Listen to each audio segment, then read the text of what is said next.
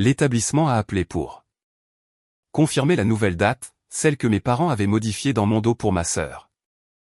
Une bonne sœur s'efface, a dit ma mère. J'ai raccroché et j'ai composé un numéro que j'avais enregistré il y a des mois. À minuit, le lieu de réception ne posait plus de questions sur les dates, il posait des questions sur mes parents. Laissez-moi vous ramener à ce mardi, car c'est ce mardi-là que le faux-semblant a pris fin et que les comptes ont commencé. Je me tenais près de l'îlot de ma cuisine avec un verre d'eau auquel je n'avais pas touché, encore vêtu du chemisier que j'avais porté au tribunal, quand mon téléphone s'est éclairé avec un numéro que je connaissais, le domaine de Hartwell. J'avais ce numéro enregistré parce que je l'avais appelé plus de fois que je ne pouvais le compter au cours des 11 derniers mois. Je m'y étais rendu 4 fois. J'avais signé le contrat moi-même sur mon propre ordinateur portable à mon propre îlot de cuisine et j'avais payé la compte depuis mon propre compte. Alors, quand j'ai décroché et qu'une jeune femme a dit joyeusement qu'elle appelait pour confirmer la date de cérémonie mise à jour, j'ai ri un peu. Du genre de rire que l'on a quand on suppose que quelqu'un a ouvert le mauvais dossier. Il n'y a pas de date mise à jour, ai-je dit. C'est le 12 septembre. C'est le 12 septembre depuis près d'un an. Il y a eu une pause en ligne. Pas une pause confuse, une pause prudente. J'ai passé toute ma carrière à écouter la différence entre une personne qui ne connaît pas la réponse et une personne à qui l'on a dit ce qu'elle devait dire, et c'était le second cas. Elle m'a lu lentement, comme si les mots étaient inscrits sur une fiche devant elle, que conformément à la demande de la famille, la cérémonie avait été déplacée au 3e samedi d'octobre, et que la salle de bal réservée à cette date était désormais retenue pour l'autre couple. L'autre couple. Je veux que vous vous arrêtiez sur ces 3 mots de la même façon que je l'ai fait, car pendant environ 4 secondes, je ne les ai pas compris du tout. J'ai pensé qu'il s'agissait peut-être d'une double réservation. J'ai pensé que quelqu'un avait fait une erreur administrative et que j'allais être la personne raisonnable qui allait régler le problème.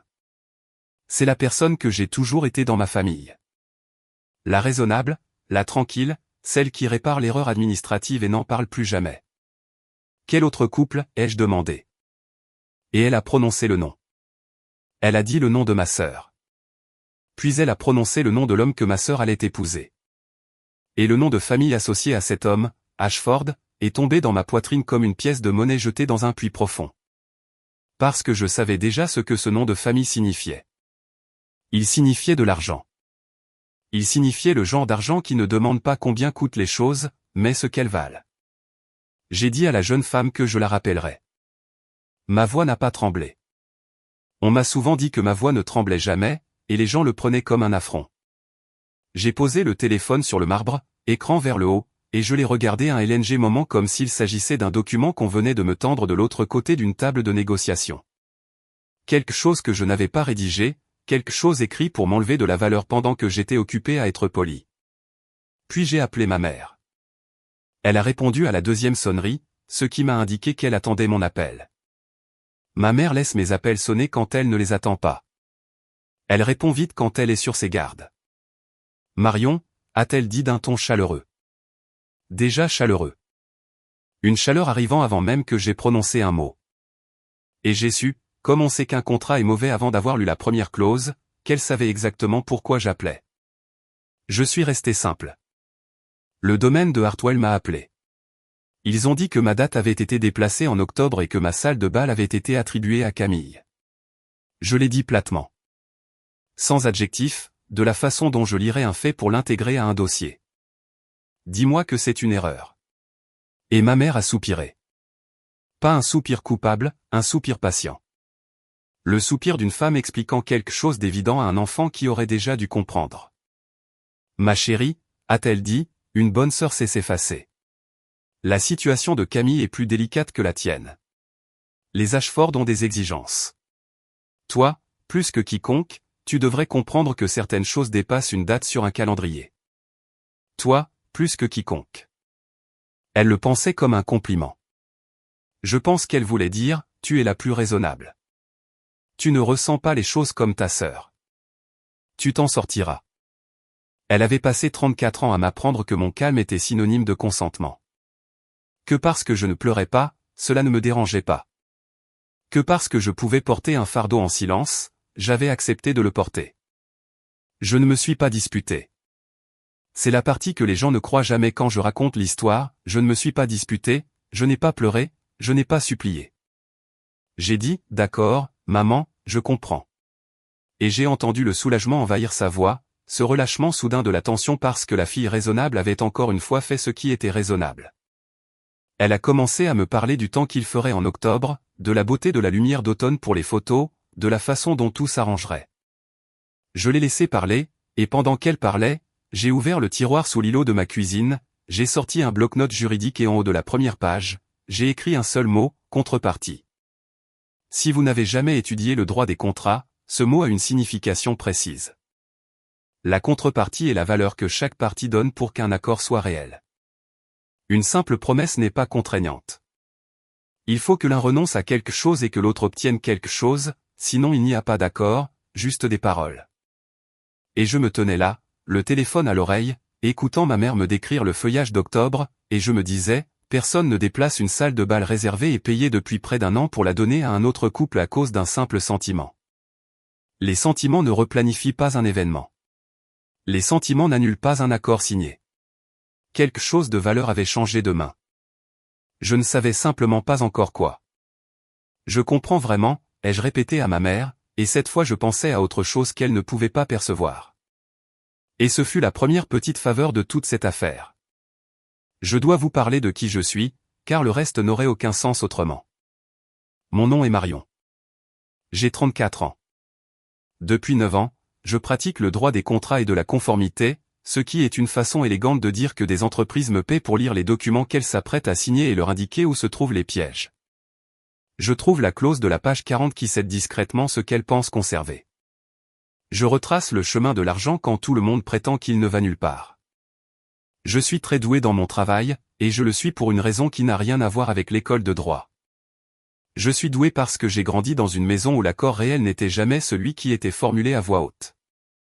Ma sœur Camille a 2 ans de moins que moi, et elle est, selon tous les critères que mes parents ont jamais utilisés, le soleil. Elle est chaleureuse à la manière d'une scène de théâtre, éclairée, mise en scène, impossible à ne pas regarder. Quand Camille entre dans une pièce, la pièce se réorganise autour d'elle, et elle n'a jamais eu besoin de le demander. En grandissant, elle était celle dont les larmes recevaient des réponses et dont les crises de colère étaient qualifiées de passion. Marion est si facile à vivre, disait ma mère à ses amis, juste devant moi, comme si c'était la plus belle qualité qu'une personne puisse avoir. Facile à vivre, c'est-à-dire qui ne demande rien, qui peut être posé n'importe où sans jamais se plaindre. J'ai appris très jeune que dans ma famille, l'amour était une quantité fixe, que la part la plus importante revenait de droit naturel à Camille, et que mon rôle consistait à me montrer reconnaissante pour le reste et à ne jamais, au grand jamais, attirer l'attention sur la taille de cette part. Je me suis donc tue. Je suis devenue compétente. J'ai construit toute mon identité sur le fait de ne rien demander. Et cela a fonctionné. Cela a si bien fonctionné que je suis devenue une personne dont personne ne s'inquiétait, ce qui est une chose très dangereuse à devenir dans une famille qui ne redirigeait ses ressources que vers les personnes qui font du bruit. Et puis, il y avait Théo. Théo est l'homme que j'allais épouser. Allait, est. J'y viendrai plus tard. Retenez ce mot. Théo a grandi comme moi. Il venait d'une famille bruyante, affectueuse et chaotique, où les gens se disaient « je t'aime » si souvent que cela m'avait embarrassé la première année de notre relation. Il a remarqué chez moi des choses que personne d'autre n'avait pris la peine de remarquer. Il a remarqué que je tressaillais légèrement chaque fois que l'on me félicitait d'exiger peu de choses. Il a remarqué que j'avais payé mon propre dîner de fiançailles et caché le reçu. Et c'est Théo, je veux que ce soit dit, qui a été la première personne à regarder la situation du domaine de Hartwell et à prononcer la phrase qui a tout déclenché. Il est rentré chez nous ce mardi-là et m'a trouvé près de l'îlot avec mon bloc-notes. Je lui ai dit calmement que le mariage avait été déplacé en octobre et que la salle de bal avait été attribuée à Camille et Preston. Il n'a pas dit ce qu'une personne normale aurait dit. Il n'a pas dit « c'est de la folie » ou « ta famille est incroyable ». Il a posé ses clés, a froncé les sourcils et a dit « pourquoi le domaine ferait-il cela ?» J'ai levé les yeux. « Pas tes parents » a-t-il précisé. « Je comprends pourquoi tes parents essaieraient, mais le domaine. Tu as signé ce contrat. Tu as payé cet acompte. Marion, cette salle de bal t'appartient en vertu d'un accord contraignant. Un lieu de réception ne peut pas simplement retirer une date réservée et payer aux bénéficiaires désignés pour la donner à quelqu'un d'autre parce qu'une mère a téléphoné gentiment. Ils seraient en rupture de contrat. Alors, pourquoi l'ont-ils fait? Il a tiré le tabouret en face de moi. Quelqu'un a rendu cela avantageux pour eux. Et le mot de mon bloc-notes a résonné dans sa voix, contrepartie. J'avais passé les 2 dernières heures à supposer qu'il s'agissait d'une histoire de favoritisme. L'histoire la plus ancienne de ma famille, celle dont je connaissais chaque vers. Mes parents aiment plus Camille, donc Camille obtient la date, et moi j'ai droit à octobre et à un discours sur la grâce. Cette histoire faisait mal, mais elle m'était familière. Et la douleur familière est presque confortable. Ce que Théo venait de faire, c'était d'ouvrir cette histoire familière pour me montrer qu'il y en avait une seconde à l'intérieur, plus froide, une histoire avec des chiffres. Ce n'était pas une histoire d'amour. C'était une histoire de paiement. Je suis restée assise là un long moment après que Théo se soit couché. J'ai dressé une liste sur mon bloc-notes et, en haut, j'ai écrit les 3 choses que je ne comprenais pas encore. Les 3 questions auxquelles j'allais passer les semaines suivantes à répondre. Premièrement, pourquoi le domaine de Hartwell risquerait-il de violer un contrat signé? Deuxièmement, d'où venait l'argent et où était-il allé? Troisièmement, comment un lieu de réception, sans ma signature, avait-il pu modifier une réservation qui exigeait légalement ma signature pour l'être? J'ai souligné la 3e question 2 fois, car c'était celle qui n'avait pas de réponse innocente. Je veux faire une pause ici et vous parler du numéro que j'ai composé à minuit, car je l'avais gardé et vous devez comprendre sa signification. 4 mois avant toute cette affaire, au printemps, je m'étais rendu au domaine de Hartwell pour ce qui devait être une visite de routine, le linge de table, le nombre de chaises, les détails logistiques fastidieux mais nécessaires. Et pendant que j'attendais dans le petit bureau à côté du hall d'entrée, une coordinatrice d'événements avec qui j'avais travaillé, une femme nommée Nora, méticuleuse et précise, le genre de personne à classer ses notes par couleur, a reçu un appel à son bureau qu'elle ne voulait visiblement pas prendre devant moi. Elle est sortie. Quand elle est revenue, elle avait la mâchoire serrée et s'est excusée. Puis elle a dit quelque chose que j'ai mis de côté sans trop savoir pourquoi. Elle m'a demandé, puis-je vous poser une question confidentielle? Vous êtes avocate, n'est-ce pas? Spécialisée dans les contrats. J'ai répondu que oui. Elle a alors regardé la porte, a baissé la voix et a dit, si un client me demandait de modifier une réservation signée, un changement concernant les parties nommées dans le contrat, et que cette demande s'accompagnait, disons, d'une enveloppe de liquide, pas par la facture habituelle. Est-ce que ce serait quelque chose que je devrais consigner par écrit pour ma propre protection? Je lui ai répondu que oui. Je lui ai dit que si quelqu'un vous demandait un jour de déplacer de la valeur hors comptabilité et de présenter cela comme une faveur, il fallait tout documenter. Garder des copies et partir du principe qu'un jour, quelqu'un vous demandera des comptes. Je lui ai dit de conserver les enveloppes, les messages, les emails, tout ce qui s'y rapportait, car les écrits sont la seule chose qui protège la personne en bas de l'échelle à qui l'on demande de faire le sale travail. Elle m'a remercié. Elle avait l'air ébranlée. Je lui ai donné mon numéro de portable personnel et j'ai dit, si la situation devient étrange, appelle-moi. Puis je l'ai oublié, comme on oublie une chose qui n'a pas encore montré ses crocs. C'était le numéro que j'avais enregistré il y a des mois. Je ne l'avais pas enregistré pour moi. Je l'avais enregistré pour elle. Et ce mardi soir, en regardant mon bloc-notes, j'ai réalisé que le client qui avait fait cette demande suspecte de paiement en liquide à Hartwell au printemps et la demande de la famille qui venait de déplacer mon mariage pouvaient très bien être la même histoire racontée depuis 2 bureaux différents. Je ne l'ai pas appelé tout de suite. C'est important. Je ne l'ai pas appelé le mardi. Je suis avocate en conformité. Je ne bâtis pas un dossier sur un pressentiment et une coïncidence. D'abord, je devais savoir si la coïncidence était réelle.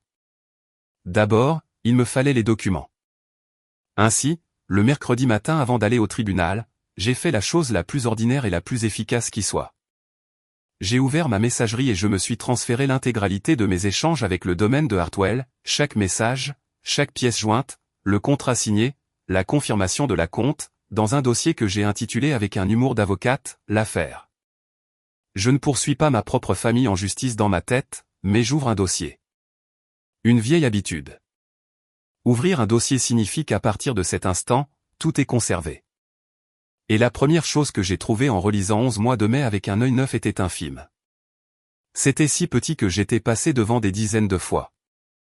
En juin, le domaine de Hartwell m'avait envoyé un résumé de réservation de routine, le genre de confirmation que personne ne lit. Et dans ce résumé, le contact principal indiqué était bien moi, Marion, mais il y avait une seconde ligne que je n'avais jamais remarquée, une ligne qui disait « Autorisé au nom de la partie », et à côté, un nom qui n'était ni le mien ni celui de Théo. C'était le nom de mon père. Je n'avais jamais autorisé mon père à agir en mon nom pour quoi que ce soit. Je n'avais jamais signé le moindre document lui donnant autorité sur ma réservation. Mais quelque part dans le dossier de Hartwell, mon père avait été enregistré comme une personne autorisée. Et un lieu de réception n'invente pas cela.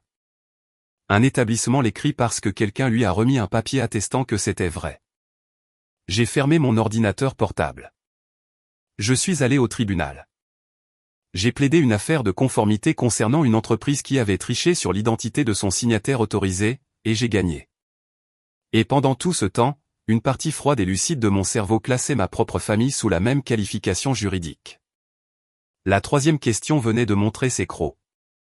La pièce suivante m'est parvenue par hasard, et écrite de la main de mon père, ce qui est le genre d'ironie que l'univers réserve lorsqu'il se montre cruel. Quelques jours après avoir découvert le nom de mon père dans le dossier de réservation, une enveloppe papier est arrivée à mon appartement, réexpédiée depuis l'adresse de mes parents. C'était un courrier qui avait été envoyé chez eux par erreur, un reste de l'époque où j'avais utilisé leur adresse sur un formulaire de réservation initiale. Ma mère avait griffonné, pour Marion, dessus et l'avait jeté à la poste sans y penser. À l'intérieur se trouvait un reçu de modification de réservation de Hartwell, une confirmation imprimée du blocage de la salle de bal pour septembre, et quelqu'un avait écrit une note manuscrite en haut de la page, une petite annotation. Le genre de gribouillis qu'un bureau fait pour valider une modification. Et mon nom était mal orthographié. Pas mal orthographié comme le ferait un inconnu. Mal orthographié de la manière bien précise dont mon père l'orthographie depuis toujours. Marion avec un A au lieu du O. L'erreur exacte qu'il a faite sur chaque carte d'anniversaire, chaque chèque, chaque formulaire scolaire depuis mes 6 ans. Ma mère l'écrit correctement. Les enseignants l'écrivaient correctement. La seule personne sur Terre qui écrit Marion au lieu de Marion depuis 34 ans est mon père. Et cette erreur figurait là, dans son écriture serrée et familière, en haut d'un document de Hartwell qui actait le transfert de ma date de mariage. Je me tenais sur le pas de ma porte en tenant ce papier, et j'ai ri tout haut, seul, parce que c'était à la fois si stupide et si flagrant. Ils avaient construit tout un délit discret, le supplément financier, l'argent liquide, la renonciation falsifiée. Puis mon père, par simple habitude inconsciente, avait annoté les documents avec la seule erreur d'orthographe qui désignait directement sa propre main. Un faussaire qui signe ses aveux par inadvertance. La signature sur la renonciation était une copie appliquée, faite lentement pour essayer de bien faire. Mais ceci, c'était lui sans phare. Lui détendu. Lui actant une transaction dont il pensait que personne ne l'examinerait de près. Écrivant mal mon nom comme il l'avait toujours fait. Cela plaçait son écriture sur le transfert de manière aussi évidente qu'une empreinte digitale. Je ne l'ai pas rangé dans un tiroir. Je l'ai scanné recto verso en haute résolution. Et j'ai placé le scan dans le dossier de l'affaire et l'original en lieu sûr. Et j'ai ajouté une ligne sous la troisième question, il a écrit Marian. Il ne s'en souviendra jamais.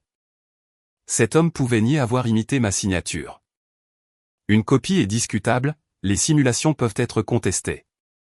Mais il ne pouvait pas nier sa propre erreur de toute une vie, tracée de sa propre main sur le document qui annulait mon mariage. C'était la graine que j'attendais sans le savoir, elle a grandi et a rejoint le reste dans le dossier. Maintenant, si vous avez déjà eu une famille comme la mienne, vous savez que le pire n'est pas la trahison. Le pire, c'est que vous devez continuer à aller dîner. Ce dimanche-là, il y avait un dîner. Il y a toujours un dîner. Ma mère les organise comme de petits référendums sur la bonne marche de la famille, et la présence n'est pas facultative. Et la règle tacite est que tout ce qui s'est passé pendant la semaine s'efface autour de la table devant un poulet rôti, sous le postulat que nous allons tous fondamentalement bien. J'y suis allé. J'y suis allé parce que j'avais pris la décision, vers 3 heures du matin le mercredi, que je n'allais laisser personne dans ma famille deviner ce que je savais désormais. La fille raisonnable irait dîner. La fille raisonnable semblerait avoir accepté le mois d'octobre. Et derrière le visage calme de la fille raisonnable, l'avocate en conformité observerait, écouterait et compterait. Camille était radieuse ce soir-là. Elle l'est toujours, mais elle l'était encore plus, illuminé de l'éclat particulier d'une femme dont la vie se déroule exactement comme prévu. Preston n'était pas là. Il venait rarement à nos dîners de famille, les Ashford n'étant pas du genre à manger du poulet rôti en banlieue. Mais il était présent à travers ses paroles, une phrase sur 3 revenant à lui, à sa famille et au mariage qui allait apparemment avoir lieu au domaine de Hartwell en septembre. Et c'est là que j'ai obtenu ma seconde preuve. Je ne la cherchais pas. Elle est venue à moi à travers les pommes de terre écrasées, spontanément, de la voix claire et insouciante de ma sœur. Ma mère venait de faire une remarque sur le coût exorbitant des mariages aujourd'hui, disant qu'elle ne comprenait pas comment les jeunes pouvaient se le permettre. Camille a ri, a agité sa fourchette et a dit « Oh, je n'y pense même pas. Sa famille s'occupe de tout. Le domaine, l'ensemble de la réception. » La mère de Preston a dit de ne pas s'inquiéter pour un seul $, tout est pris en charge. Tout a été arrangé. Elle a dit « arrangé », de la même manière qu'on dirait d'un bouquet de fleurs qu'il a été arrangé. Une formule passive, quelque chose fait par des mains invisibles. Tout est pris en charge. Tout a été arrangé. J'ai continué à manger. J'ai acquiescé. Je lui ai demandé négligemment quelle couleur elle envisageait, et elle s'est lancée, ravie, décrivant le bleu poudré et l'or. Et personne à cette table n'a remarqué que j'étais devenu de marbre à l'intérieur, car la personne la moins capable de comprendre la portée de ces mots venait de m'apprendre qu'une riche famille avait géré, arrangé et pris en charge le lieu de réception qui m'appartenait. L'argent avait bougé. Camille ne savait pas sous quelle forme. Camille ne sait jamais comment les choses se font. Elle ne voit que le joli résultat. Mais elle venait de confirmer que les Ashford avaient payé pour quelque chose à Hartwell. Et ce pourquoi ils avaient payé occupait désormais la case du calendrier où mon mariage aurait dû se trouver. 2 preuves à présent, l'autorisation falsifiée dans le dossier de réservation, et l'argent des Ashford qui sécurisait le domaine. Je sentais qu'elle ne demandait qu'à se lier. Je ne les ai pas laissés faire. Pas encore. Un dossier solide ne repose pas sur 2 faits qui se rapprochent. Un dossier solide repose sur un lien documenté entre eux. Après le dîner, mon père m'a raccompagné à ma voiture. Il fait cela. Il joue le rôle du bon père dans l'allée, loin du public, là où cela ne lui coûte rien. Il a posé sa main sur mon épaule et a dit « Je sais que cela n'a pas été facile pour toi, mais tu as réagi en adulte. Ta sœur fait un beau mariage. Cela aide toute la famille. » Il a pressé mon épaule. « Tu auras ton jour, toi aussi. On fera les choses bien. » Comme si ma journée était un cadeau qu'il lui appartenait d'offrir. Comme s'il se montrait généreux en promettant de me rendre un jour, à prix réduit, une chose qu'il m'avait déjà volée. J'ai dit « Merci, papa. » Et je suis monté dans ma voiture. Je suis resté assise dans leur allée un instant, les mains sur le volant. Et je veux être honnête avec vous sur ce que j'ai ressenti, car ce n'était pas de la colère. Pas encore. C'était du deuil. Le deuil bien particulier de comprendre profondément que l'histoire que je m'étais racontée toute ma vie, à savoir que mes parents aimaient davantage Camille mais m'aimaient quand même, que j'étais moins favorisé mais pas moins aimé, n'était pas le véritable contrat. Le contrat réel était que j'étais un bien échangeable, et qu'un bien qui avait pris de la valeur pouvait être vendu. Puis le deuil a fait ce qu'il fait quand on est bâti comme moi, il s'est refroidi. Il s'est durci. Il s'est transformé en une liste de tâches. Je suis rentré chez moi et j'ai ouvert le dossier de l'affaire. Voici ce que j'ai fait au cours des 2 semaines suivantes, et je vais vous le dire simplement, car c'est la simplicité qui compte. Il n'y a pas eu de confrontation dramatique. Pas de cris. Il y a eu des documents, de la patience et une femme très courageuse. La première étape a été d'obtenir les pièces. En tant que partie nommée dans un contrat signé, j'avais le droit d'exiger une copie complète de mon propre dossier, chaque document, chaque avenant, chaque ordre de modification que le domaine de Hartwell détenait sous mon nom. Ce n'est pas un pouvoir juridique exceptionnel.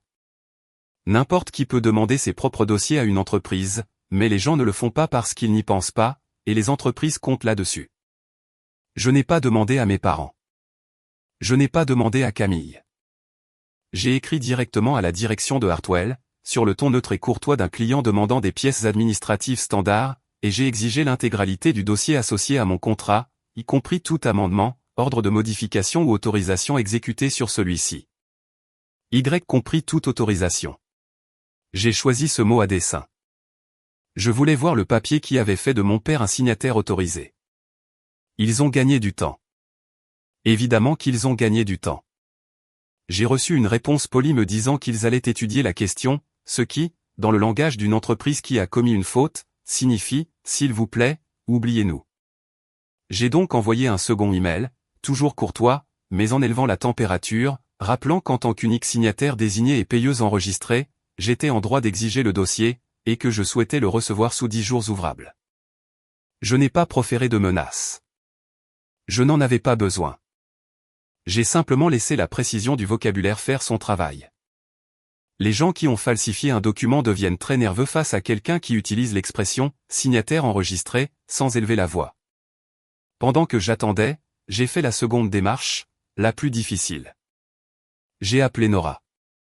C'était un jeudi, tard, et elle a répondu à la 4e sonnerie d'un « Allô » méfiant.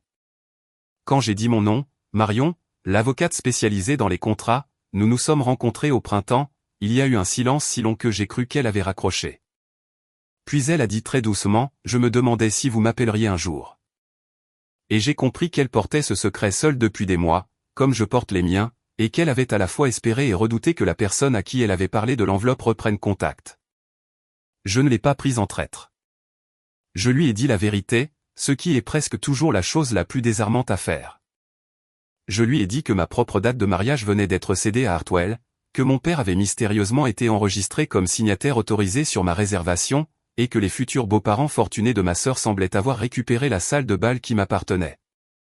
Je lui ai assuré que je n'enregistrais pas l'appel, que je ne préparais rien contre elle, et que si une partie de ce qu'elle avait vu au printemps touchait ma situation, j'avais besoin de le comprendre, non pas pour lui nuire, mais parce qu'elle était la seule personne honnête mêlée à cette affaire.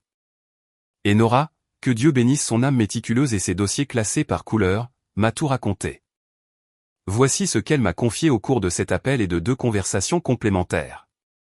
Durant l'hiver, la direction de Hartwell, sous l'égide d'un directeur général peu regardant sur la frontière entre une faveur et une fraude, had received an unusual request concerning a September ballroom booking. Une riche famille voulait absolument cette date et cette pièce précise pour un mariage. Le problème était que la date et la salle étaient déjà réservées par un contrat en bonne et due forme payé par une autre partie, moi. En temps normal, l'histoire s'arrête là. On dit à la famille aisée que la salle est prise et on lui propose une autre date. Mais cette riche famille, les Ashford, même si Nora n'avait pas ce nom au début, ne voulaient pas d'autre date. Ils voulaient celle-ci. Et ils étaient prêts à payer le prix fort pour que le domaine accepte de s'arranger. Et ils étaient également prêts à payer pour que quelqu'un d'autre accepte de s'arranger aussi. C'est là que l'injustice devient abjecte. La personne dont on a acheté la complaisance n'était autre que mes propres parents. L'accord, tel que Nora l'avait compris d'après les documents qu'on lui avait demandé de traiter et les conversations qu'elle avait surprises malgré elle, se présentait ainsi, les Ashford paieraient au domaine de Hartwell un supplément conséquent, dûment enregistré. Pour compenser les désagréments liés à la libération de la date, et parallèlement, discrètement, hors comptabilité, une somme d'argent liquide passerait des Ashford à mes parents. En échange, mes parents géreraient le côté familial, c'est-à-dire qu'ils fourniraient le nécessaire pour faire croire que la réservation initiale avait été légitimement annulée. Ils fourniraient le consentement de la partie contractante. Sauf que la partie contractante, moi, n'a jamais été consultée, et n'allait jamais l'être, car toutes les parties impliquées savaient exactement ce que la fille raisonnable dirait si elle découvrait que son mariage avait été vendu. Et tous faisaient le pari, à juste titre, qu'elle ne découvrirait la vérité qu'une fois qu'il serait trop tard pour agir.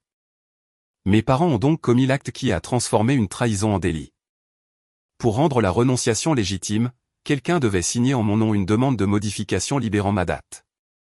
Et mon père qui m'avait serré l'épaule dans l'allée en me disant que j'avais réagi en adulte a apposé mon nom, ou a signé son propre nom en tant que mandataire autorisé, agissant pour mon compte sur la base d'un document revendiquant un pouvoir que je ne lui avais jamais accordé. Nora n'était pas sûre de la méthode exacte au début.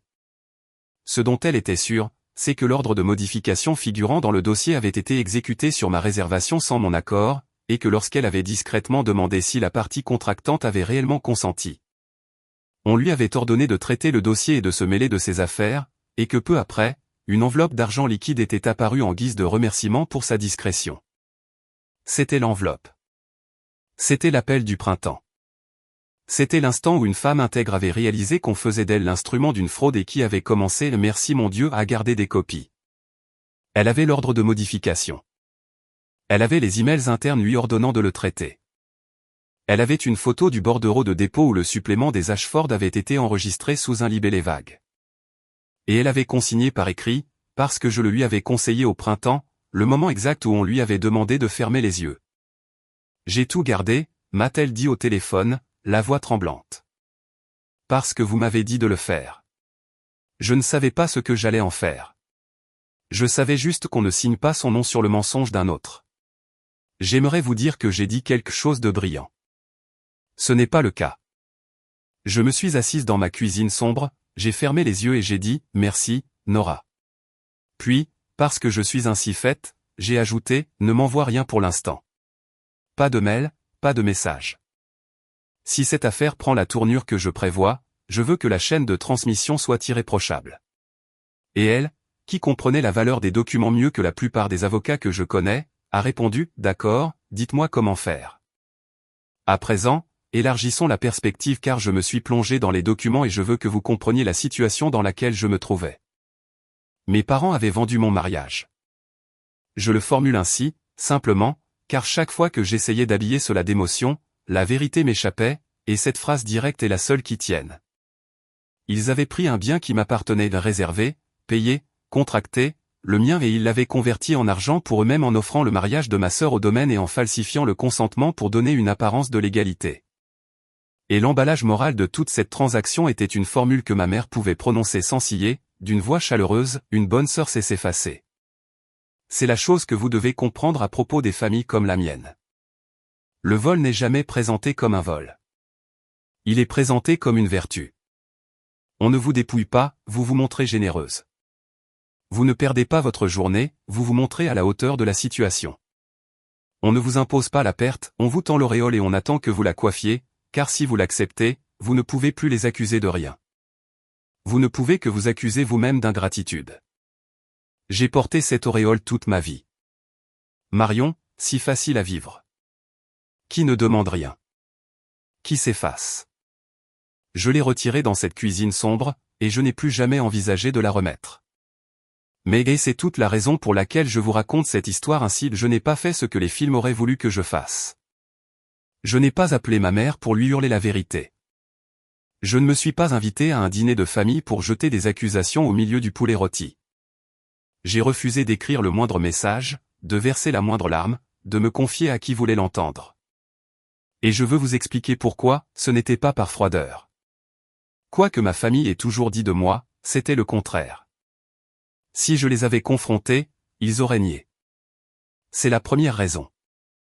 Les personnes qui habillent le vol de vertu sont les champions du déni, car ils se sont déjà convaincus eux-mêmes. Ma mère m'aurait regardé dans les yeux pour me dire que j'imaginais des choses, que je me montrais dramatique, ou pire, elle aurait utilisé l'arme absolue de la famille, que j'étais difficile. Camille aurait pleuré, mon père se serait muré dans un silence déçu. Et par la magie de cette maison, j'aurais fini la soirée par présenter des excuses. C'est la seconde raison. Dans ma famille, la vérité exprimée à voix haute finissait toujours par être transformée en ma faute. Toujours. La seule chose que ma famille ne pouvait pas transformer, ne pouvait pas manipuler, ne pouvait pas esquiver par des larmes, c'était un document. On ne peut pas contester une signature devant les faits. On ne peut pas manipuler un relevé bancaire. On ne peut pas regarder une analyse graphologique et lui dire qu'elle se montre dramatique. Je ne gagne pas les disputes avec ma famille, je ne l'ai avant jamais fait. Mais je n'ai pas besoin de gagner une dispute. J'ai besoin d'avoir raison sur le papier devant le seul public qui ne se laissera pas charmer. Car j'avais compris une chose qu'ils ignoraient, mes parents pensaient avoir vendu mon mariage aux Ashford. Mais ce qu'ils avaient fait en réalité, c'était accepter l'argent des Ashford en échange d'un bien qu'ils n'avaient aucun droit légal de vendre, en utilisant un document contrefait. Ce qui signifiait que les Ashford fiers, riches, obsédés par leur image, le genre de famille qui paie un supplément précisément pour que tout soit irréprochable, avaient acheté sans le savoir un bien volé avec un titre frauduleux. Ils avaient payé une fortune pour une salle de bal qui s'accompagnait d'un mensonge. Et les Ashford l'ignoraient. C'était ma faille. Pas mes parents, pas Camille, les Ashford. Les personnes qui avaient payé pour la respectabilité et à qui l'on avait livré une fraude. Si je pouvais leur démontrer, documents à l'appui, que ce qu'ils avaient acheté était un vol et les documents des faux, la fille raisonnable n'aurait à accuser personne. Les papiers accuseraient d'eux-mêmes, et les Ashford, pour protéger leur propre nom, s'occuperaient du reste. J'ai fermé le dossier de l'affaire ce soir-là en inscrivant une seule ligne en haut d'une page blanche, pas le domaine, les acheteurs. Le problème, quand on est la fille raisonnable, c'est que lorsque l'on se tait d'une manière différente, les personnes qui vous ont élevé le remarquent. Ma mère n'est pas stupide. Je veux être juste avec elle, car la sous-estimer serait mentir, et j'avais construit mon plan sur le refus de me mentir à propos de quiconque. Elle avait passé 34 ans à me décoder comme je décode les contrats, cherchant la clause qui lui coûterait quelque chose. Et 10 jours après l'appel du mardi, elle a dû percevoir un changement dans mon attitude, car elle m'a invité à déjeuner. Juste toutes les deux. Un déjeuner entre filles, disait-elle, ce qui, dans ma famille, est l'expression qui précède une négociation. Nous nous sommes retrouvés dans un petit endroit lumineux qu'elle apprécie, le genre d'établissement aux petites portions et au grand prix. Elle s'est montrée chaleureuse, cette chaleur préemptive destinée à adoucir la situation avant même qu'elle ne soit nommée. Elle a pris des nouvelles de mon travail, de Théo. Elle m'a raconté une longue histoire sur les enfants ingrats d'un voisin, observant mon visage pour voir si le mot « ingrat » touchait une corde sensible. Ce ne fut pas le cas. Ce mot m'a été jeté à la figure toute ma vie, il a fini par créer une carapace. Puis, autour du second verre de vin qu'elle ne m'avait pas proposé, elle y est venue. « Tu as été très calme au sujet du mariage », a-t-elle dit, faisant tourner son verre par le pied. Presque trop calme. Je te connais, Marion. Tu te tais quand tu es contrarié. Elle a tendu la main pour la poser sur la mienne, et ses bagues étaient froides.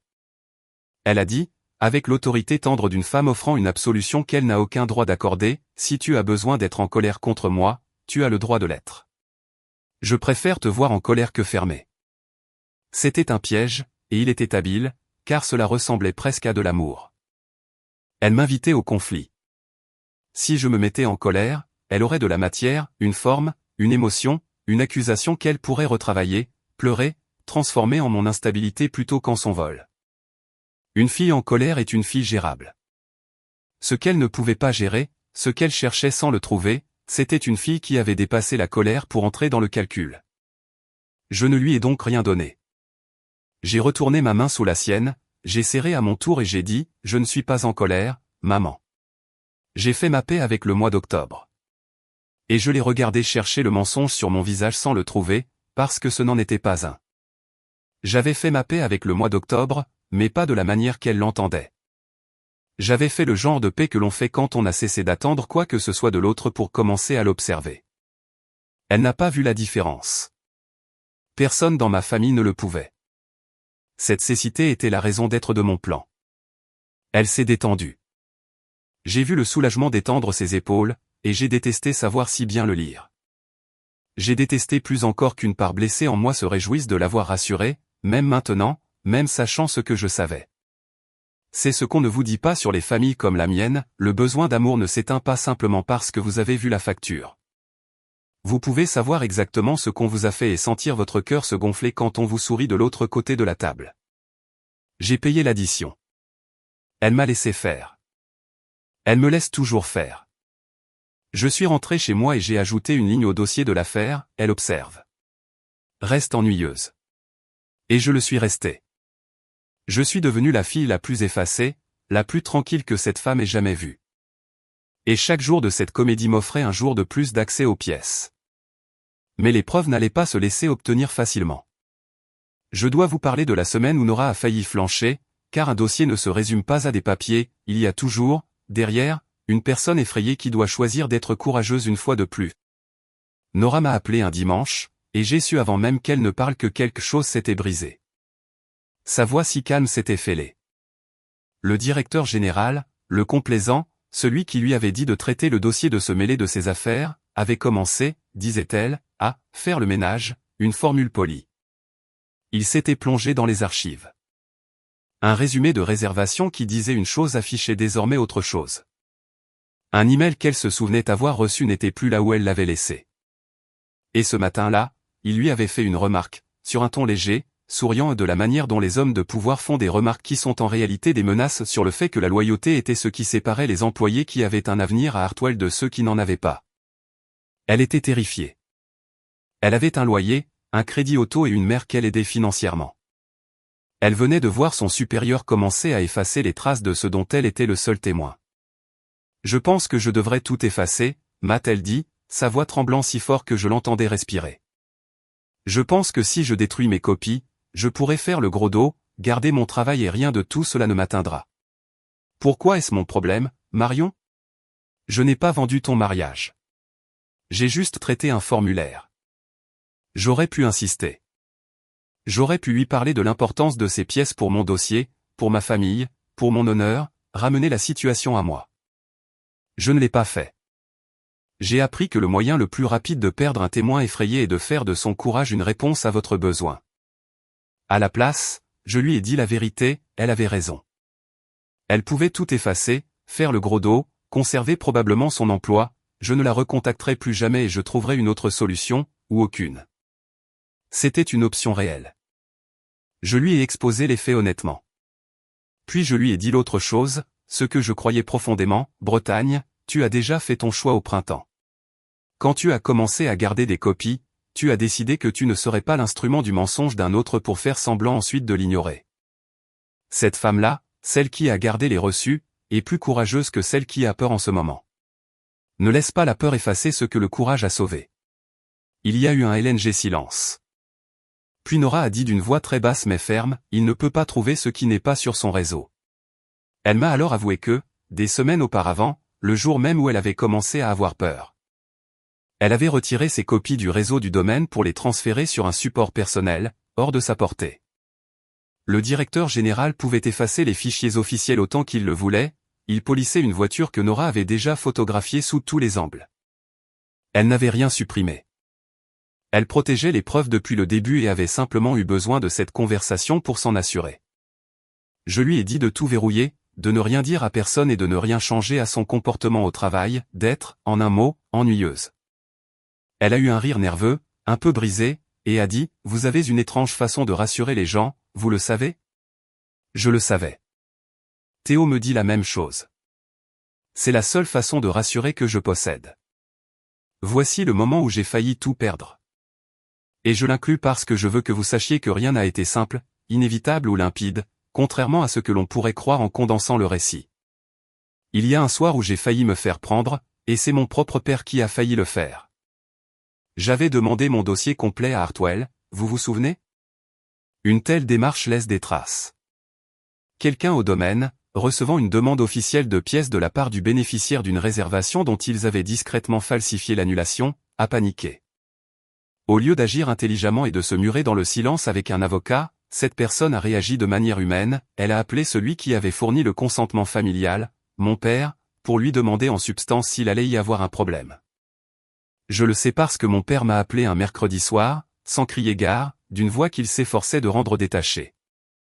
Il m'a demandé si j'avais contacté Hartwell pour une raison quelconque.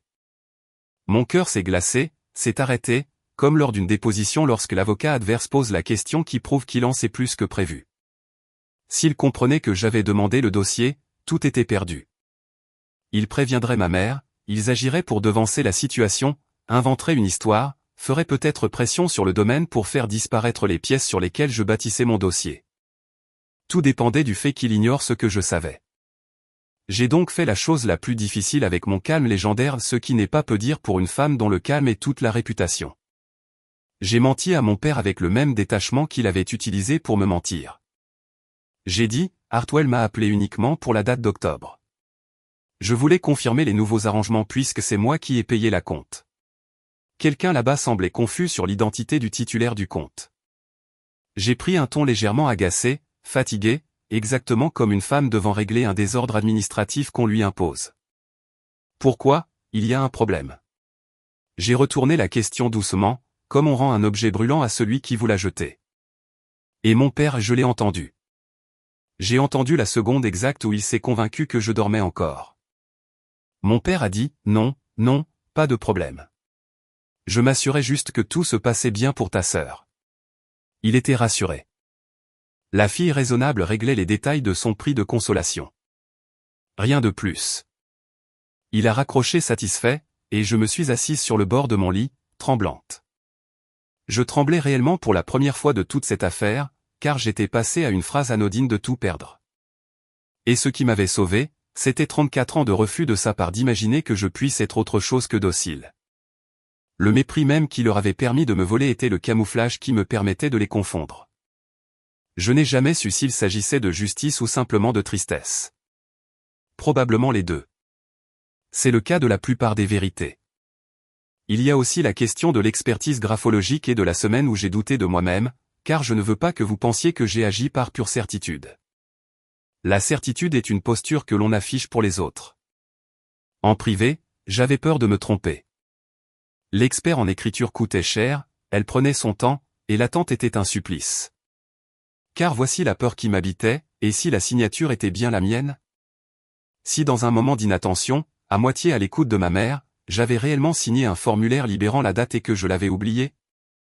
Si j'avais construit cette cathédrale de documents pour me retrouver devant les faits, avec un rapport d'expert concluant que la signature était bien de ma main, que je m'étais infligé cela moi-même et que la seule fraude était l'histoire que je m'étais racontée pour me sentir moins bête? J'en perdais le sommeil. Je restais assise sous ma lampe à 2 heures du matin, comparant ma signature authentique et la copie, me convainquant et me détrompant tour à tour. La boucle de mon monsieur était-elle vraiment toujours bouclée? Avais-je inventé cette règle?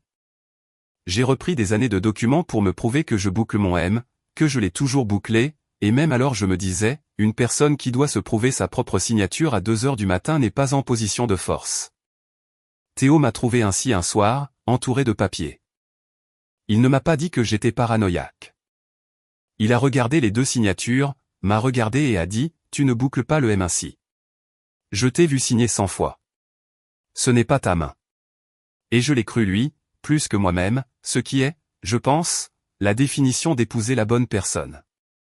Lorsque le rapport de l'expert est enfin arrivé constatant des caractéristiques évidentes de simulation, son nom et son cachet en bas de page, je n'ai pas ressenti de triomphe. J'ai ressenti le soulagement précis de quelqu'un qui apprend que le sol sur lequel elle a tout misé est solide. On ne s'était pas contenté de me léser, on l'avait fait délibérément, une plume à la main. Et une professionnelle neutre venait de l'attester sur papier à en-tête. J'ai placé le rapport dans le dossier et je me suis autorisé à pleurer le temps d'une tasse de thé. Puis j'ai arrêté, car il y avait une réception à préparer. Il y avait une réception à venir. Bien sûr qu'il y avait une réception. Les Ashford organisaient ce que ma mère appelait respectueusement les présentations. Une soirée habillée à Hartwell, dans la salle de bal en question, pour réunir les 2 familles avant le mariage de septembre. Les 2 parties réunies dans la pièce contestée, devant tous ceux qui comptaient. Les parents de Preston, Vivian et Gregory Ashford, seraient là. Mes parents s'y montreraient pour afficher leur nouvelle proximité avec la richesse. Camille y serait radieuse. Et moi, j'y étais invité naturellement, car la présence de la fille raisonnable était requise pour que le tableau soit complet. La bonne sœur, s'étant effacée, viendrait sourire et prouver qu'il n'y avait aucune rancœur. Dès que j'ai reçu l'invitation, j'ai su que c'était le moment et le lieu. Non pas que je voulais faire une scène, je n'ai jamais voulu de scène de ma vie, mais parce que cette pièce était le seul endroit sur Terre où toutes les parties à la fraude et la partie lésée seraient réunies. Si je devais laisser les documents accusés, j'avais besoin que les acheteurs soient là pour entendre la réponse. J'ai donc passé les 2 semaines précédant cette soirée à me préparer comme on prépare une audience que l'on a l'intention de gagner avant même d'y entrer. D'abord, le dossier. Le domaine de Hartwell, acculé par mon second email courtois et l'expression « signataire enregistré », a fini par me livrer l'intégralité de mon dossier. Et il était là, l'ordre de modification libérant ma date de septembre, exécuté en hiver, portant une signature à mon nom. Ce n'était pas la mienne. C'était une contrefaçon correcte, le genre de copie qu'une personne produit lorsqu'elle a vu votre signature sur des cartes d'anniversaire pendant 30 ans, mais ce n'était pas la mienne. Et je le savais comme je connais mon propre visage. Le M était faux. Je boucle mon monsieur, ce M-là ne l'était pas. Mon père ne l'avait jamais remarqué en 3 décennies parce qu'il n'avait jamais eu à le reproduire auparavant. Deuxièmement, la comparaison. Je ne voulais pas me présenter dans une pièce et me contenter d'affirmer qu'une signature était fausse, car l'affirmation est précisément le terrain sur lequel ma famille sait se défendre. J'ai donc fait ce que mon métier m'a appris, j'ai rendu la vérité indiscutable. J'ai rassemblé une pile de documents portant ma signature authentique et vérifiable, mon contrat de réservation de Hartwell, le bail de mon appartement, des actes officiels notariés et j'ai engagé une experte en écriture, discrètement, professionnellement. Je lui ai confié la renonciation falsifiée et mes signatures authentiques, et j'ai posé une question claire, ces signatures ont-elles été écrites de la même main? Elle m'a remis un avis écrit sur papier à en-tête, accompagné de ses diplômes, attestant que la signature sur la renonciation n'était pas compatible avec mes signatures connues et présentait des signes évidents de simulation. En clair, quelqu'un l'avait imité, et un nom assorti d'une licence professionnelle le confirmait par écrit. Troisièmement, le chemin de l'argent. C'était l'apport de Nora. Par des étapes prudentes et délibérées, je lui ai expliqué exactement comment conserver et me transmettre ces pièces pour que la chaîne de preuve soit irréprochable. Elle m'a fourni les emails internes lui ordonnant de traiter la modification sans impliquer la partie contractante, la photo du bordereau de dépôt montrant le supplément payé par les Ashford enregistré sous une ligne comptable vague à la date exacte de la renonciation. Et surtout, Nora a accepté de signer une déclaration écrite, non pas une confession larmoyante, mais un récit des faits secs, daté et précis, signé de la main d'une personne réelle prête à l'assumer. Je n'avais pas, je veux être honnête, de photos montrant l'argent passé physiquement des mains des Ashford à celles de mes parents. Ce genre de preuve n'existe presque jamais. Mais je n'avais pas besoin de la transaction de main à main. J'avais le supplément payé par les Ashford enregistré au domaine. J'avais la renonciation falsifiée libérant ma date analysée par un expert. J'avais la consigne écrite de traiter le dossier sans la partie contractante, et j'avais un témoin. Mis côte à côte, ces documents racontaient une seule histoire qu'aucun charme familial ne pouvait déformer. Une date réservée sous contrat avait été libérée au moyen d'un consentement falsifié, en parfaite concomitance avec le versement de fonds par la famille qui la convoitait, transaction facilitée par les parents de la partie lésée. On n'a pas besoin de l'arme du crime quand on a la fumée, les résidus de poudre, le mobile et le témoignage de la personne à qui l'on a tendu l'arme en lui disant de détourner les yeux. J'ai tout organisé dans un seul dossier. Un seul dossier. Je crois beaucoup à la force d'un dossier unique. Dans une pièce bruyante, la personne qui peut poser un dossier unique, soigner, et le laisser parler est celle qui l'emporte, car les autres sont en représentation, tandis que le dossier ne l'est pas. Le dossier se conforte d'être. Et puis, j'ai fait une dernière démarche, la dernière, celle dont je suis la moins fière mais dont je suis convaincu qu'elle était nécessaire, je n'ai pas prévenu les Ashford. J'aurais pu inviter Vivian Ashford à prendre un café, lui montrer le dossier en privé et la laisser régler l'affaire discrètement, et cela aurait peut-être été plus charitable. Mais j'avais passé ma vie à me montrer charitable en privé tout en étant dépouillé en public, et j'avais compris chez les Ashford un trait qui rendait la voie privée inutile, ils se souciaient des apparences plus que de toute autre chose. En privé, ils auraient étouffé l'affaire. Ils auraient discrètement annulé la réservation, récupéré leur argent, laissé mes parents conserver leur réputation, Camille garder sa belle histoire, et moi rester la fille froide et difficile qui pose des problèmes. En privé, la vérité aurait été digérée une dernière fois, et je n'aurais obtenu que la satisfaction stérile d'avoir raison là où personne ne pouvait le voir. Je ne voulais pas faire disparaître la vérité. Je voulais la poser au milieu de la pièce et laisser tout le monde regarder la fin de la comédie. 2 nuits avant la réception, Camille m'a appelé et j'ai failli tout abandonner. Je veux être honnête sur ce point, car la version héroïque de cette histoire, celle où la sœur froide et compétente marche vers la justice sans un frémissement, est un mensonge. Et je me suis promis de vous dire la vérité. Camille m'a appelé à 22h et elle pleurait. Pendant une seconde d'effroi, j'ai cru qu'elle savait.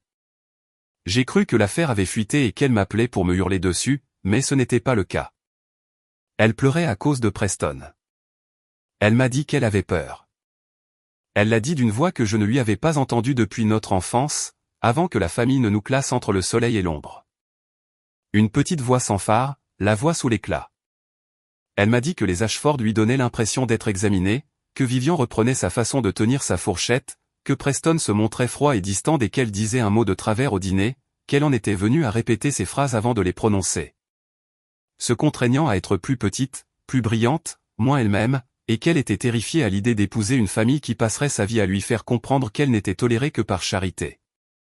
Je ne sais même pas si je fais cela parce que je l'aime, a-t-elle chuchoté, ou parce que tout le monde est si heureux que j'ai enfin réussi quelque chose. Et je me tenais là, avec le dossier prêt sur mon bureau, le rapport de l'expert, le bordereau de dépôt, la déclaration de Nora, tout était chargé et prêt à faire exploser son avenir dans 48 heures.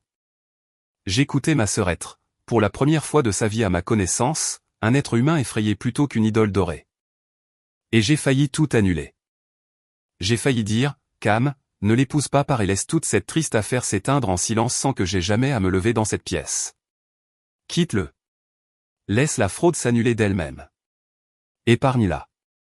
Mais voici ce qui m'a arrêté, et j'y ai réfléchi 100 fois pour m'assurer que ce n'était pas seulement ma blessure qui parlait, si je ne disais rien, si je laissais le mariage s'annuler discrètement parce que Camille reculait, alors le vol ne serait jamais nommé. Mes parents garderaient l'argent. La falsification resterait enfouie dans un dossier. L'histoire officielle de cette famille demeurerait à jamais que Camille avait trouvé un parti riche, un domaine magnifique, des parents généreux et une sœur froide qui s'était accommodée d'Octobre. Le mensonge l'emporterait simplement en n'étant jamais contesté. Et Camille continuerait à croire que le domaine était un cadeau, que nos parents étaient généreux, que le monde lui offrait ces choses parce qu'elle les méritait, et la prochaine fois que notre famille aurait besoin de liquider l'un de ses biens, elle saurait qu'elle pouvait compter sur la fille raisonnable pour s'effacer. Épargner la vérité à Camille n'était qu'une autre façon de protéger ceux qui l'utilisaient. Elle pleurait parce qu'elle pressentait, sans le comprendre, qu'elle avait été placée au cœur d'une transaction. La chose la plus charitable que je pouvais faire n'était pas de la rendormir par des paroles rassurantes. C'était de lui rendre la transaction visible, entièrement, pour que, quel que soit son choix futur, elle le fasse les yeux ouverts. Je ne lui ai donc pas parlé du dossier, mais je ne lui ai pas menti non plus. J'ai dit, Cam, écoute-moi. Quoi qu'il arrive cette semaine et il va se passer quelque chose cette semaine, j'ai besoin que tu te rappelles une chose, rien de tout cela n'a jamais été de ta faute. On t'a raconté une histoire et tu l'as crue parce qu'on a fait de toi une personne qui n'a jamais eu à vérifier. Ce n'est pas un crime, mais tu as le droit de commencer à vérifier maintenant. Elle n'a pas compris. Elle m'a remercié d'être si gentille, s'est mouchée, a dit qu'elle se sentait mieux et s'est couchée, rassurée par la sœur qui s'apprêtait à faire sauter son mariage. J'ai raccroché et je suis resté longtemps dans le noir. Théoïse venue s'asseoir près de moi sans poser de questions. J'ai dit à voix haute, je ne fais pas ça pour lui nuire. Et Théo a répondu, je sais. Tu le fais pour qu'elle cesse d'être une monnaie d'échange à leurs yeux. C'était exactement cela. Il a toujours raison. Je suis allé me coucher et je n'ai pas changé d'avis. Le soir de la réception, je me suis préparé avec soin, de la manière dont on s'habille pour le tribunal quand on veut être sous-estimé. Rien de dramatique. Une robe sombre, les cheveux simples, et dans un porte-document en cuir sous le bras, le dossier. Théo conduisait. Il ne m'a pas demandé si j'étais sûr. Il me connaît. Il a posé sa main sur le porte-document à un feu rouge et a dit, quoi qu'il se passe là-dedans, je t'ai déjà épousé dans ma tête il y a 1 an. Ce n'est pas la date qui rend les choses réelles. C'est toi. J'ai repensé à cette phrase 100 fois depuis. Retenez-la. Elle a son importance à la fin. Le domaine de Hartwell brillait de 1000 feux dorés. Ma salle de bal, je l'appelle encore la mienne car elle l'était et était remplie de fleurs bleues poudrées et or, les couleurs de Camille, avec un quatuor à cordes et 40 des personnes les plus élégantes que j'ai jamais vues réunies. Les Ashford étaient exactement comme je l'imaginais, raffinés, affables, observant discrètement chacun, une famille qui avait fait du goût une armure. Vivian Ashford avait une poignée de main ferme comme une clause contractuelle. Grégory souriait des lèvres. Mes parents gravitaient autour d'eux, et c'était pénible à voir, ma mère riant une fraction de seconde trop fort à tout ce que disait Vivian, mon père tendant la main avec un tel empressement, si fier de la respectabilité qu'il s'était offerte avec ma cérémonie. Et Camille était lumineuse. Elle m'a trouvé presque immédiatement, m'a serré dans ses bras et m'a murmuré, « Merci d'être si mûr face à tout cela.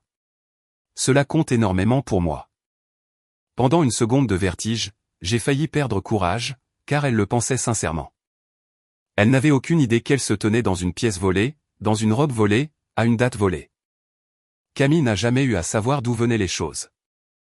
C'est cela, être l'enfant chéri, on n'est pas le coupable. On est la personne pour qui les méfaits sont commis et à qui on les cache, pour qu'elle reste assez innocente pour que cela vaille la peine de les commettre. Camille était un instrument. Elle était le prétexte, la couverture, et elle était, à sa manière, un autre outil que mes parents utilisaient. J'ai regardé son visage radieux et j'ai éprouvé, entre toutes choses, un élan de pitié. Je me suis installé près du bord de la pièce d'où je pouvais tout voir, et je me suis forcé à respirer. Personne m'observant n'aurait pu deviner que sous le bras, dans un simple porte-document, je portais la fin de ma famille. C'était une compétence pour laquelle toute ma vie m'avait préparé sans mon accord, me tenir dans une pièce en détenant une vérité dévastatrice sans rien laisser paraître sur mon visage. Pendant 34 ans, cette capacité avait été un outil de survie, une façon de porter la perte sans accorder à quiconque la satisfaction de la voir m'atteindre. Ce soir, c'était une arme. Ce soir, le détachement même qu'on m'avait reproché était ce qui me permettait de me tenir à 3 mètres de mes parents avec un dossier qui allait les détruire, tout en sirotant mon vin comme une femme qui n'avait en tête que le choix des fleurs. Puis j'ai vu Nora. Elle travaillait pour la réception. Évidemment. C'était son domaine, son travail, et les présentations étaient exactement le genre de soirée d'importance qu'une coordinatrice supervise. Elle se déplaçait le long du mur opposé, un bloc-notes à la main, silencieuse, compétente, invisible, de la manière dont le personnel de service est entraîné à l'être pour des gens comme les Ashford. Pendant un court instant, nos regards se sont croisés à travers cette pièce dorée, par-dessus les fleurs, le quatuor et les 2 familles mettant en scène leur alliance. Elle m'a adressé le plus léger des signes de tête, pas un signe amical, un signe prêt. Le signe de tête de quelqu'un qui a décidé, enfin et définitivement, de quel côté de la barrière elle se tiendrait lorsque tout s'effondrerait. Je lui avais dit qu'elle n'avait pas besoin d'être là, que sa déclaration écrite dans le dossier suffisait, qu'elle pouvait rester chez elle et laisser les documents agir. Elle m'avait répondu qu'elle voulait être dans la pièce. On n'en voit pas quelqu'un d'autre faire preuve de courage à sa place pour se cacher ensuite, m'avait-elle dit. Elle avait appris cela de moi, apparemment. J'avais appris cela d'elle. Le directeur général était là lui aussi. Le complaisant, celui qui effaçait les fichiers, gravitant autour des Ashford avec l'empressement mielleux d'un homme qui sait exactement quelle somme d'argent se tient dans sa salle de bal. Il n'avait aucune idée que la coordinatrice qu'il avait menacée en parlant de loyauté avait photographié son méfait sous tous les angles avant même qu'il ne commence à l'effacer. Il n'avait aucune idée que la femme silencieuse en robe sombre près du mur était la bénéficiaire du contrat qu'il avait falsifié. Il souriait aux Ashford. Dans environ 20 minutes, il allait comprendre qu'il avait passé l'hiver à voler une avocate en conformité, qu'elle se tenait dans sa pièce et qu'elle avait apporté un dossier. J'éprouvais presque de la peine pour lui. Presque. J'ai compté la pièce. Je suis avocate en conformité, je compte les pièces comme d'autres respirent. Toutes les parties à la fraude étaient là, les acheteurs qui avaient payé, les parents qui avaient livré, le domaine qui avait traité, la sœur choyée qui était le prétexte et la couverture, et la partie lésée à 2 égards, moi, dont la date avait été vendue, et les Ashford. Qui avait payé une fortune pour un mensonge? Quiconque avait besoin d'entendre la réponse était présent dans la pièce. Il n'y aurait jamais de réunion de parties plus parfaite. Une audience que l'on n'aurait pas pu organiser si l'on avait essayé, réunie par la vanité même de ma maman, restaurée, éclairée, rythmée par un quatuor, tout cela pour que 2 familles mettent en scène une union bâtie sur une renonciation falsifiée. C'était, me disais-je, presque attentionné de leur part. Mon père m'a trouvé près du mur. Il avait un verre à la main et l'assurance d'un homme qui pense que la soirée se déroule exactement comme il le souhaite. « Tu es venu » a-t-il dit, ravi. Il y avait une chaleur sincère, la chaleur de l'allée. Celle qui ne lui coûtait rien. J'en suis heureux. Cela compte beaucoup pour ta sœur. Cela compte beaucoup pour moi. Il a observé la pièce qu'il s'était offerte, les Ashford, Camille rayonnante sous le lustre, et a dit doucement, presque pour lui-même, tout s'est arrangé, n'est-ce pas? Tout s'est très bien arrangé. J'ai regardé mon père, sa fierté, sa certitude que le monde avait été ordonné correctement, et j'ai dit, tout s'est arrangé exactement de la façon dont cela devait se faire, papa. Il a cru y voir un accord. Il m'a tapoté le bras et s'est éloigné vers les Ashford, satisfait. J'ai posé mon verre vide sur un plateau et j'ai glissé ma main vers le porte-document. J'ai attendu les discours, car on laisse toujours l'autre partie finir avant de se lever. Puis Vivian Ashford a tapoté son verre et les discours ont commencé. Grégory a parlé de famille, d'union, du bonheur de réunir tout le monde dans cette magnifique pièce qui comptait tant pour nos 2 familles. J'ai vu le visage de mon père se gonfler de fierté à ces mots. Je comprenais qu'il s'était sincèrement convaincu qu'il avait offert cela, que l'argent n'avait pas acheté un domaine pour sa fille et un profit pour lui-même, qu'il s'était simplement montré généreux, qu'il avait béni l'union, qu'il avait bien agi. C'est le dernier rempart des gens comme mes parents, ils croient à leurs propres mensonges. Puis Vivian, en hôtesse parfaite, a invité quiconque le souhaitait à dire quelques mots. J'ai posé mon verre et je me suis levé. Je veux que vous compreniez que je n'ai pas fait de discours. Un discours est une représentation. Et toute la stratégie de ma vie venait de se résumer au refus de la représentation. Je me suis levé et l'attention de la pièce s'est tournée vers moi, avec cette bienveillance polie que l'on accorde à la sœur tranquille lorsqu'elle surprend tout le monde en prenant la parole. Le visage de ma mère a exprimé un sentiment complexe, du plaisir de me voir participer, puis une fraction de seconde plus tard, un éclair de panique animale, car ma mère me connaît mieux qu'elle ne le prétend. Et une part profonde en elle a réalisé que je ne prends jamais la parole en public. J'ai dit, j'ai quelque chose pour les Ashford. C'est un document. Plusieurs, en réalité. J'ai marché, calme, sans hâte, le porte-document à la main, à travers cette pièce dorée pour rejoindre la table où Vivian et Grégory étaient assis. J'ai posé le dossier devant eux, ouvert, et j'ai dit assez doucement pour qu'ils doivent se pencher, ce qui a obligé toute la pièce à se pencher avec eux. Avant septembre, vous devriez savoir exactement ce que vous avez payé. Parce que je pense que cela ne leur a jamais appartenu. On pouvait sentir la pièce changer d'atmosphère. Mon père s'est dirigé vers moi, Marion, ce n'est pas le moment. Je n'ai pas élevé la voix. Je ne me suis même pas vraiment retourné. J'ai simplement dit, c'est ma signature, papa. Je pense que c'est le moment. Et la neutralité de ma voix l'a arrêté. Une fille qui crie, il sait gérer cela, une fille qui crie valide sa position, mais une fille calme posant des documents sur une table devant les personnes qu'il cherchait désespérément à impressionner, il n'avait aucune parade pour cela. J'ai exposé la situation aux Ashford de la manière dont je présenterais un rapport de conformité à un conseil d'administration. Sans adjectif, uniquement les faits.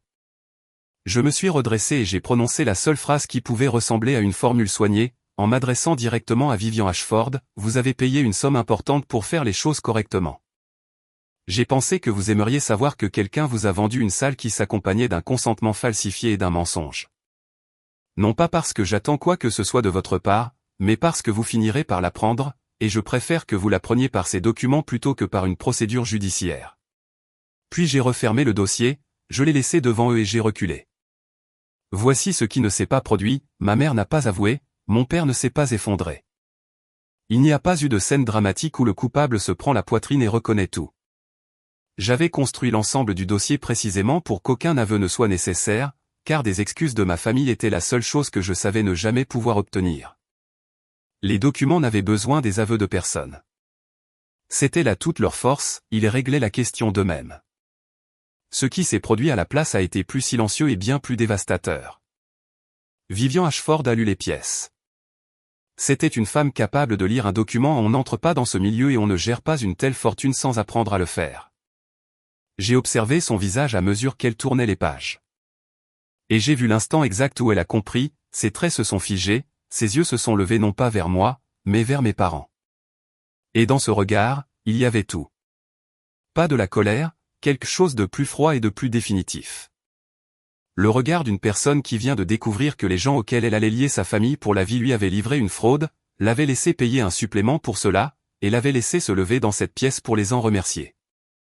Le regard d'une femme calculant en temps réel quelle part de la réputation de sa famille venait d'être mise en danger par un mensonge qu'elle n'avait pas formulé mais qu'elle avait failli endosser.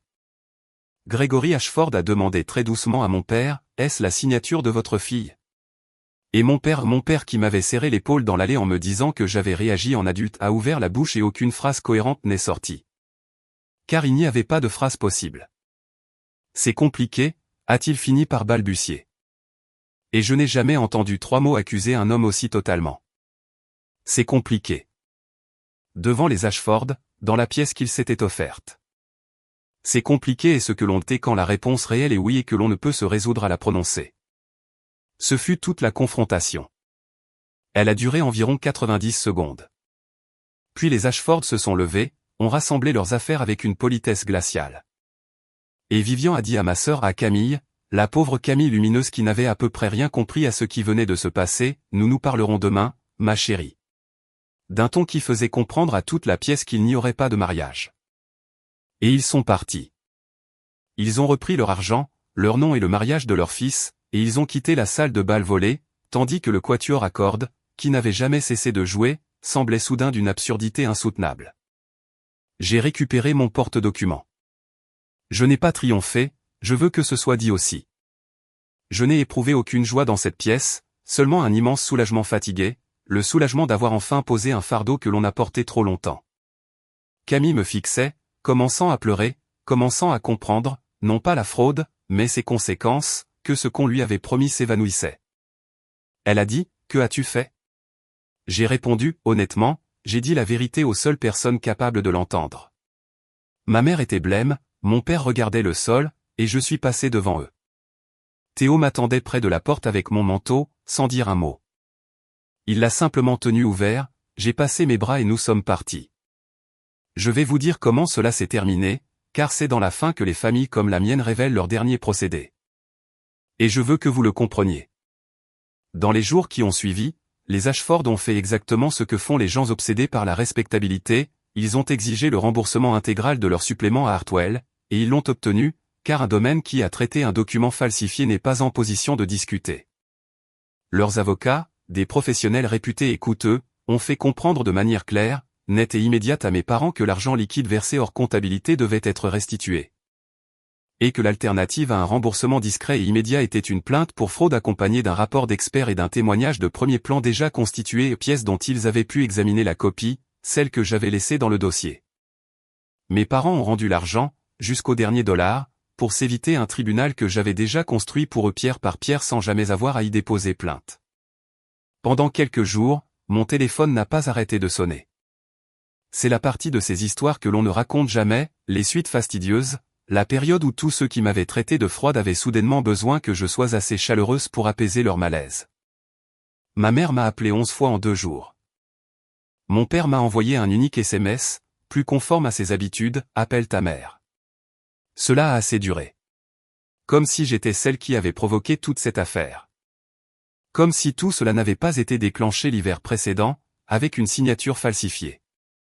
Une tante à qui je parle à peine m'a appelé pour me reprocher d'avoir humilié la famille en public. Je l'ai laissé parler. Puis je lui ai posé une seule question, je lui ai demandé si elle souhaitait voir les pièces, juste la renonciation avec la fausse signature et le rapport de l'expert. Il y a eu un silence. Puis elle a répondu qu'elle ne voulait pas se mêler de cela, ce que disent les gens dans ma famille quand ils comprennent que ce qu'ils s'apprêtaient à défendre est indéfendable. Elle a raccroché. Elle n'a pas rappelé depuis. La moitié de la famille a fait ce calcul dès la première semaine, comprendre que soutenir mes parents signifiait soutenir une falsification.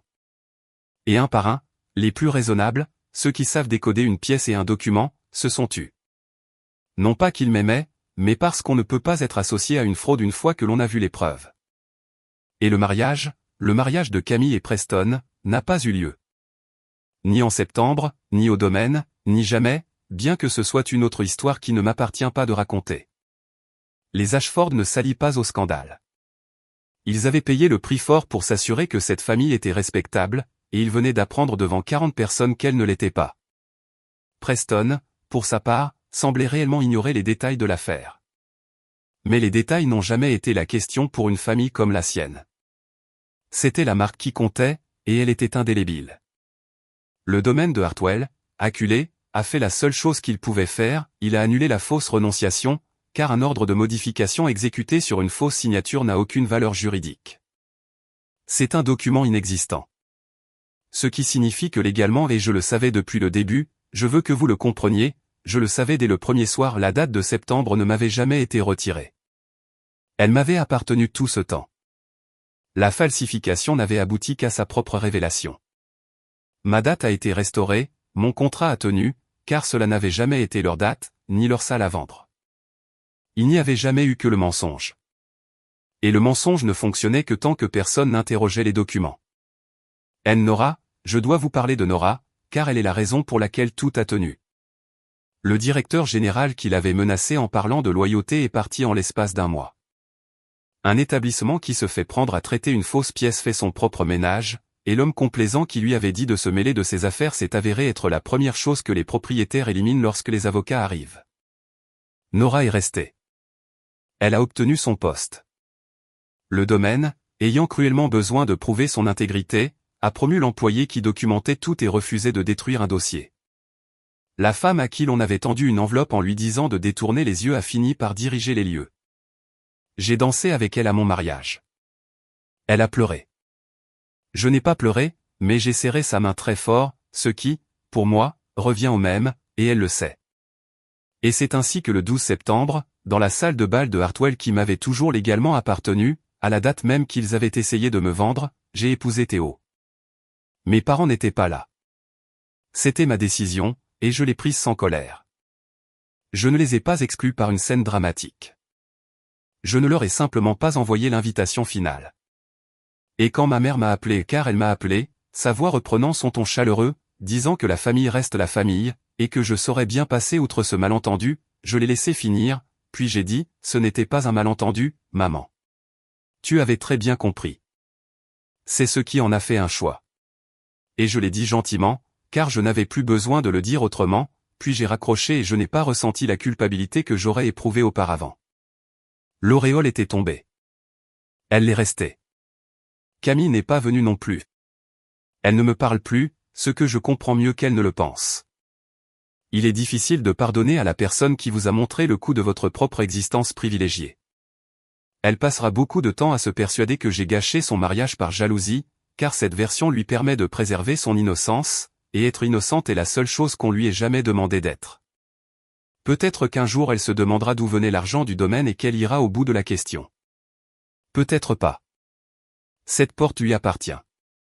Je l'ai laissée ouverte et j'ai cessé de l'attendre.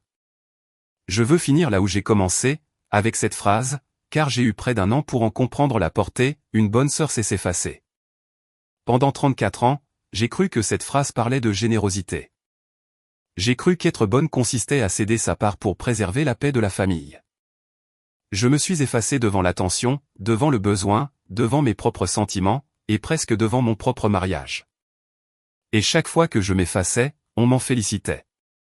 Les félicitations étaient le prix qu'il payait pour que je continue. Marion est si facile. Elle s'efface. Elle n'a pas besoin de grand-chose. Mais voici ce que je sais aujourd'hui et que j'ignorais ce mardi soir, debout près de mon îlot avec mon verre d'eau que je n'ai jamais bu, s'effacer n'est pas la même chose que s'effacer de l'existence. Je me suis effacé dans cette salle de bal, je me suis retiré du conflit que ma famille attendait de moi.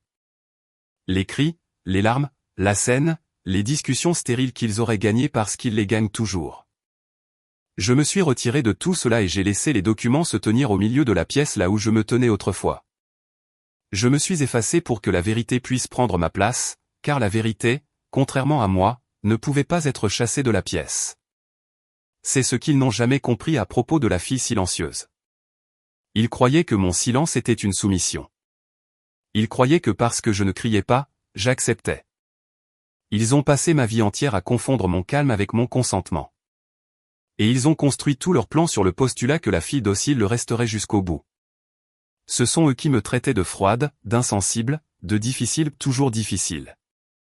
Et il s'est avéré que la fille froide, insensible et difficile était la seule personne de toute cette famille assez lucide pour voir le vol, assez disciplinée pour ne pas gâcher son unique atout dans un conflit, et assez compétente pour entrer dans la pièce la plus importante de leur vie.